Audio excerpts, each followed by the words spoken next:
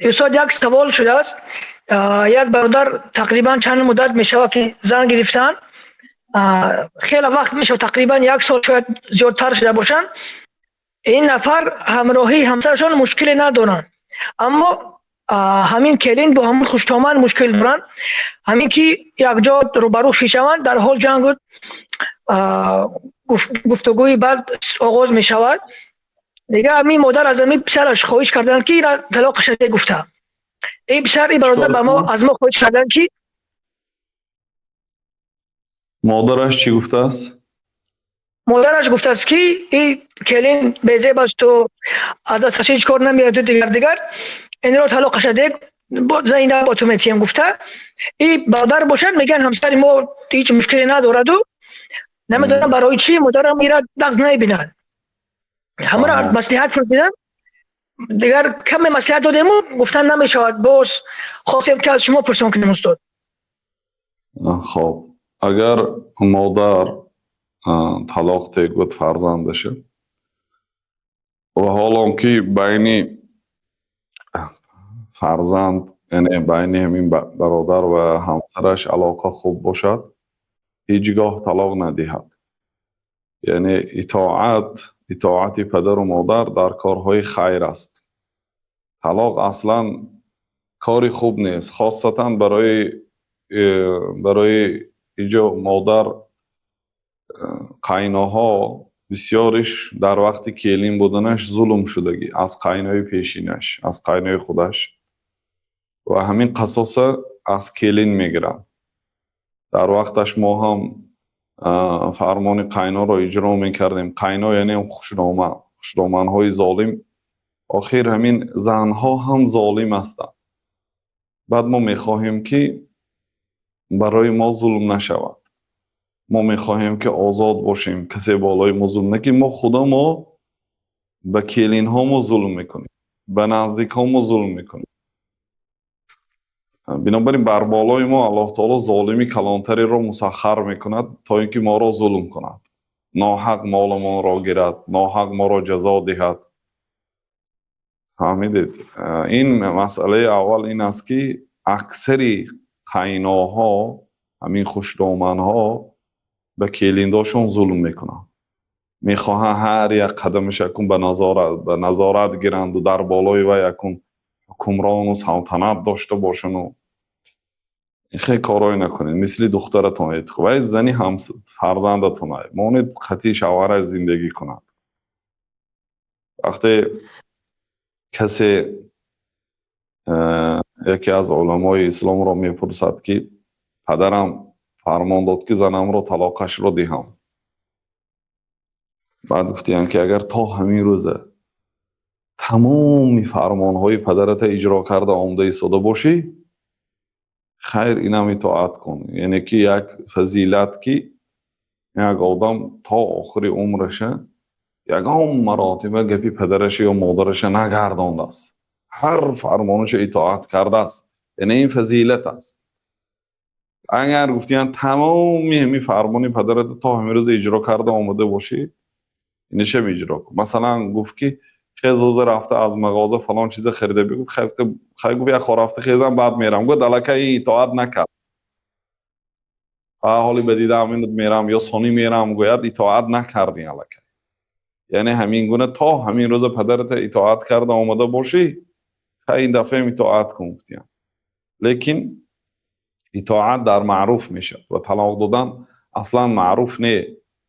طلاق اصلا خوب نیست. طلاق در حالتهای ضرورت شریعت کشایش داده است. یعنی زن شوهرش بد میبیند، نمیتونه قطعی زندگی کرده، یا عکسش، یا این زن گناه کرد، یا اینو به هم دیگر هیچ راست نآمدن، به عقل فکر کردن، به نصیحت، به همه کارهای کردن نشد. بعد به خلاصه آمدن که بیا خیر به نیکی جدا شویم، ما به هم دیگر درست نگرفتیم، توی هم زنی ناگیرو منم شوهری نو کنم. به خلاصه آمد استخاره خواندن، مصلحت کردن به عقل، خیلی نیکی به غضب باشد و اگاه روایت کاود. یعنی اینجا طلاق راهی حل است. یا یک جنایتی کرد که دیگر قطعی این زن زندگی کردن عار است. یا مرد یک جنایتی میکند که قطعی اون مردک زندگی کردن هم شریکی به گناه است. در این حالت ها طلاق راهی حل است. اما این خیلی نیست که به خوشنامه معقول نشد، چون که وی مانند سلطان اینو کار میفرماد، مانند غلامش، و این مانند یک غلام کنیزک باید خدمت خواجهش کند. در این حالت اون زنک هم آخر خاصتا نوخانه‌دارها نمیتوند خدمتی خوشنامه نکرده، بعد میگوید که این نشد سرت من برای تو دیگر گرام میتونم، نه اطاعت نکند، مادرش اطاعت نکند و مادرش نرنجاندم.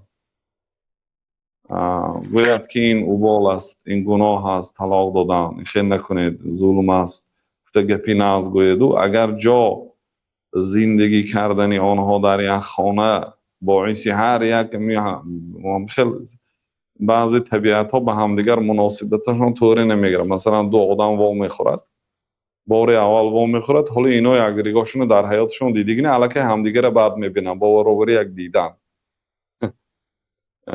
روحهاشون در عالم روح به همدیگر شناس شدگی نه.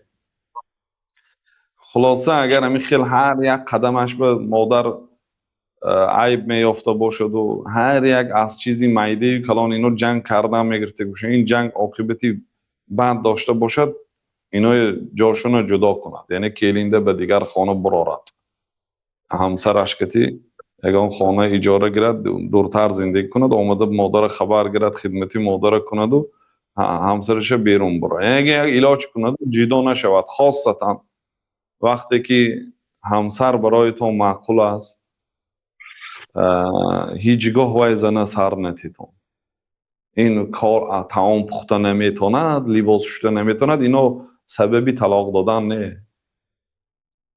اون زنه که برای تو معقول است مستحکم قاپید که دیگه این خیلی زنه نمیابید بعد و ظاهرا خوشرو و ظاهرا سخنی نیک میگفتگی ها تا روزی تویه، بعد توی ممکن معقول نمیشه، بعد باسانی روایت میکوید که طلاق دادگی گرام بهترشه، اون بهتر بود، او زن خوب بود. بنابراین طلاق نتید برادر عزیز و همراهی همسرتان زندگی کنید، مادر هم نرنجانید و طلاق هم نتید. والله تعالی اعلم. راستی استاد عزیز، این برادر پنهانی همسرش گرفته به روسیه بوده است، مادر خبردارش است، هر روز تلفن میکرده است، جنگ و جدال که ما را کلین گرفتیم که خدمت کند اونجا بردی، گفته هر روز بعد اینم جنگ و جدال میکرده است که طلاقش را دیگه گفته. کلین برای خدمتی خوشنامه نیست اصلا برادر عزیز، کلین برای خدمتی شوهرش است، او خودش 24 ساعت بند میشد خدمتی مرد کتی.